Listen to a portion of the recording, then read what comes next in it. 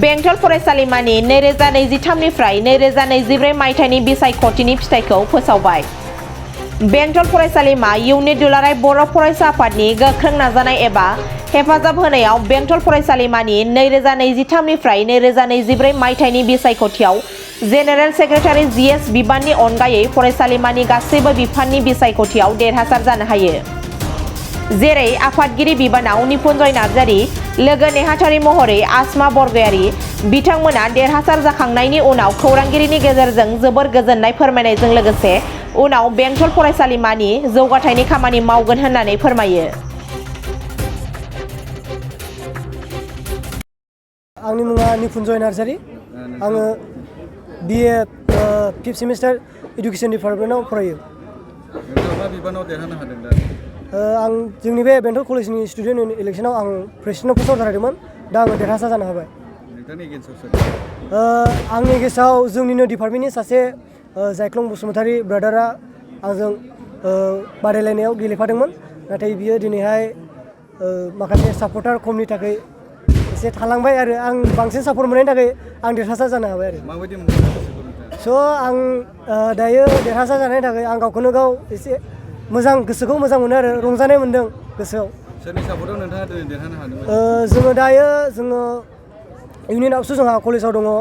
बिथांमोना जोंखौ हेल्प खालामदों। जों बिनि ओंखारनायाव जों देरहाबाय दिनै। दा माबायदि मावलांनो सानदों दा बेंटल फरायसालियाव? जोङो फार्स्टआव जोङो बुङोब्ला जोङो इलेक्सनाव जोङो स्टुडेन्टनि थाखायसो ओंखारदों। बिनि थाखाय जोङो दायो बेसेबांनाखि स्टुडेन्टफोरनि प्रब्लेम एबा कलेजाव बेसेबांनाखि डेभेलप दं बेखौ आङो मोजाङै मावलांगोन आरो। माबायदि खस्थ' खालामनायनि फिथाइखौ नोंथाङा मोननो हागोन? जोङो गोबांथार खस्थ' खालामदोंमोन। सानफोरावबो क्लासफोराव केम्पिं खालामदों आरो लोगोसे मोनानि समावबो जोङो रुम थांनानै जोंनि लोगोफोरखौ केम्पिं खालामनानै जोङो खावलायहैदों जे जोङो भट होनानै जोंखौ देरहासारनायखौ। बेबायदियै जोङो नाजानानै दिनैनि समावहाय जोङो देरहासार जानायखौ जों मोननो हादों। नोंथांमोननि एगेन्स्टआव दंमोन, बिथांमोना जेनबाय। दा बिथांमोनखौ मा खावलायगोन दा नोंथांमोनजों ज'यै मिलायनानै मावलांनायनि थाखाय?